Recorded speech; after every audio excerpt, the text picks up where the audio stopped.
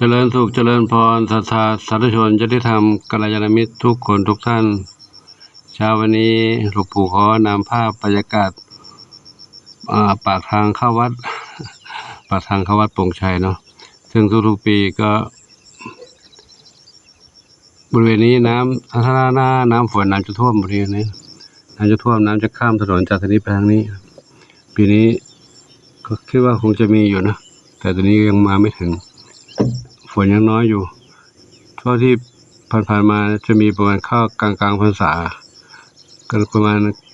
ปลายกรกฎาเข้าพรรษาแล้ว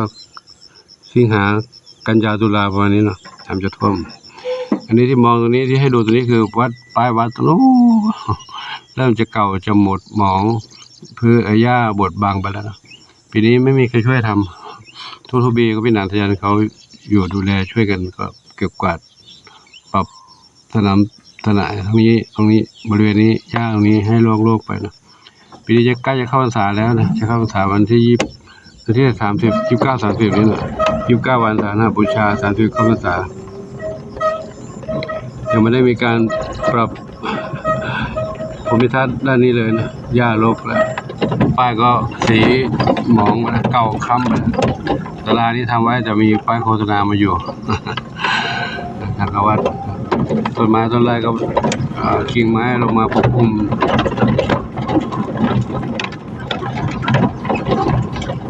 เลยกลายเป็นวัดทางเข้าวัดหมองไปไม่เปล่งใสด้วยกิ่งไม้กินหญ้าเมื่อตอนสงกรานต์ทำสะอาดไปแล้วครั้งหนึ่งนะเมษาพฤษภาคมมิถุนายนกรกฎาคมหญ้ารกขึ้นมาอีกเนื่องจากฝนตกหญ้าก็ขึ้นมาแต่ถ้าเราจัดแต่งปรับดีๆก็โล่งอยู่แต่ทีนี้ไม่มีกำลังพอถ้าจ้างเขาก็ต้องใช้ปัจจัยหลายอยู่คือคนก็มาทำก็ต้องมีค่าน้ำมันตัดหญ้าค่าแรงค่าทำงานนะที่ประชาชนน้อยวัดก็อยู่ในป่าชนบทไม่มีคณะศรัทธาญาติธรรมมาทำบุญมาช่วยต้องอาศัยแรงงานจ้างผู้ที่รับจ้างตัดหญ้าทำปรับภูมิทัศน์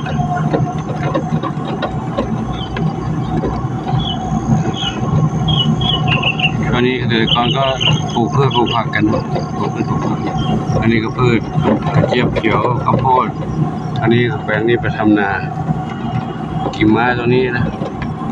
ทำมาลกโน้มลงมาจะปิดทางอยู่แล้วคือเราเป็นวัดชนบทบ้านนอกวัดนานไม่มีกำลังทรัพย์ปัจจัยพอที่จะจ้างคนมาปรับ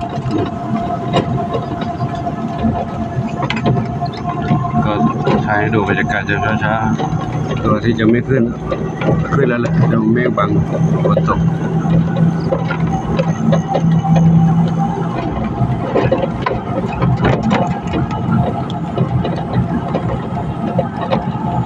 สายไฟฟ้านิยมจากนู้นชุมชนนู้นมา2 กิโลเมตรประมาณไม่ใช่เกือบ2 กิโลถ้าไม่มีไฟฟ้าก็จะมืดจะรกกว่านี้นี่อาศัยโยงไฟฟ้ามาแล้วก็ไฟโซลาร์เซลล์ด้วยเข้ามาในวัดก็ร่มรื่นด้วยต้นไม้ใหญ่ก็ไก่มอเหมียวรอหลวงปู่อยู่ไอ้นี่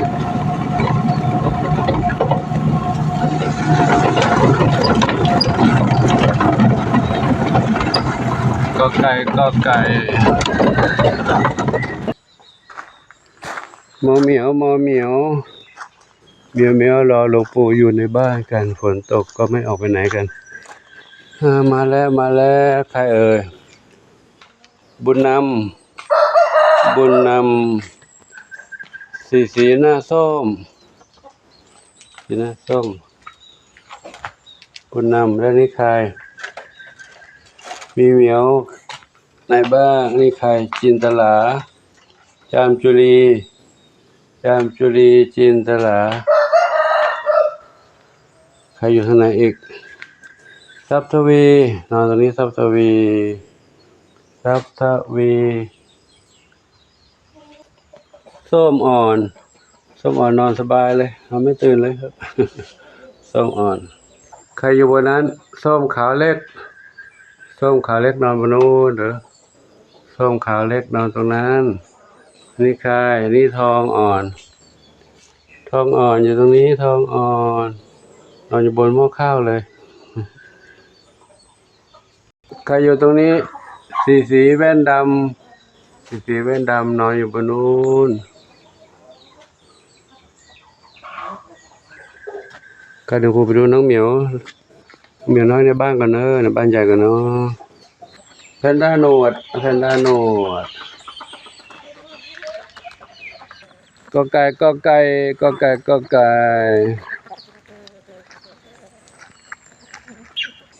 ดูหมาน้อยกันหมาน้อยหลับอยู่ตรงนี้กันด้วยดี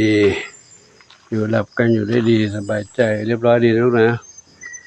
ไม่ดื้อไม่สนลูกเด้อไม่ดื้อไม่สนนะนอนดีๆเรียบร้อยดีเด็กวัดทั้งหลายเด็กวัดหลวงปู่มาน้อยใจดีเล่นกันด้วยดีนะห้ามกวนกันลูกเด้อหลวงปู่ไปดูน้องเหมียวในบ้านกันเนาะเดี๋ยวมาหานะเรียบร้อยดีเนาะก็มาในบ้านใหญ่พบกับไข่ทองเล็กอันนี้น้องเด็กเล็กข้าวหลามข้า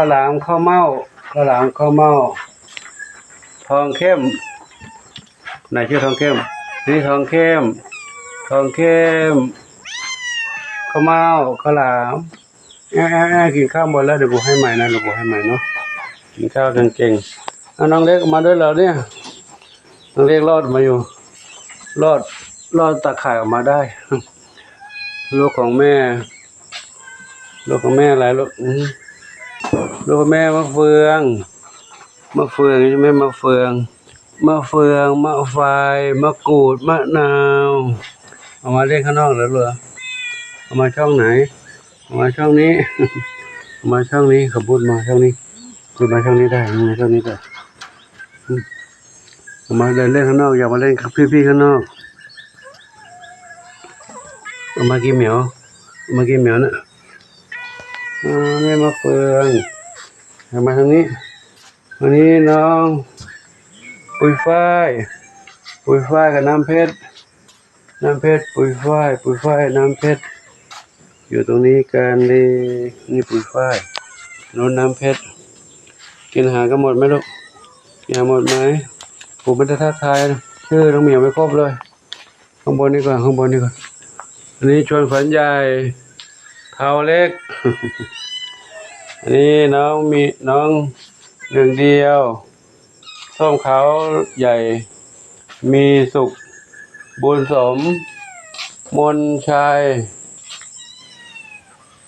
มีใครอีกขวัญจิตกินหญ้าเหรอขวัญจิตดำเล็กหางกวักใครอยู่บนนั้นเพชรดำน้อยอยู่บนหลังคาอยู่บนนั้นอันนี้ใครนี่ดำสนิทดูเต่าทองก่อนเต่าทองน้องมีบุญเดินอยู่ตรงนี้เนาะเดินออกกำลังกายไปรอบๆนี่แหละอาหารมีกินที่อยู่ปลอดภัยเนาะมาดูน้องเหมียวต่อน้องเหมียวอยู่ในบ้านโน้นน้องเล็กออกมาวิ่งเล่นกับพี่เขา วิ่งอยู่ในนี้ก็ปลอดภัยนะอันนี้เราให้อาหารกินหมดไหมกินไม่หมดใครนี่เจดีอยู่ตรงนี้มาทางนี้อีกเนาะอันนี้อีกเนาะแล้วนี่ใครอันนี้ดูแม่นี่ก่อนแม่ยินดี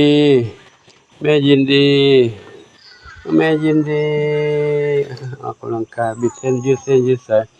แม่ยินดีน้องอะไรแตงไทยแตงกวาขนุน นาไทยแตงกวาขนุนเข้าห้องน้ำอยู่เนาะมาด้านนี้ผลไม้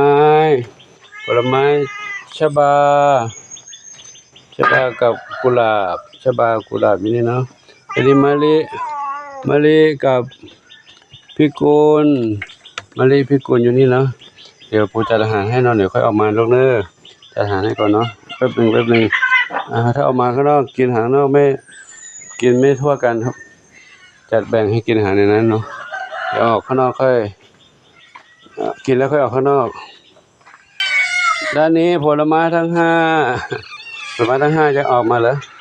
เดี๋ยวให้ออกลูกเดี๋ยวก่อนเนาะเดี๋ยวกู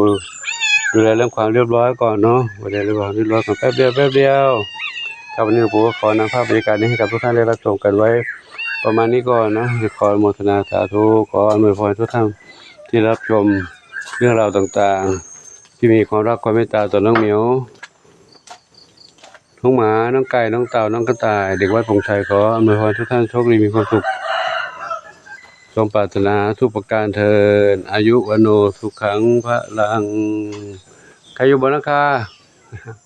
สุพรรณษาหนุ่มหล่อดำขาวมาด้วยแล้วลูกหล่อดำขาวก็มาเลยครับก็ขออนุโมทนาสาธุ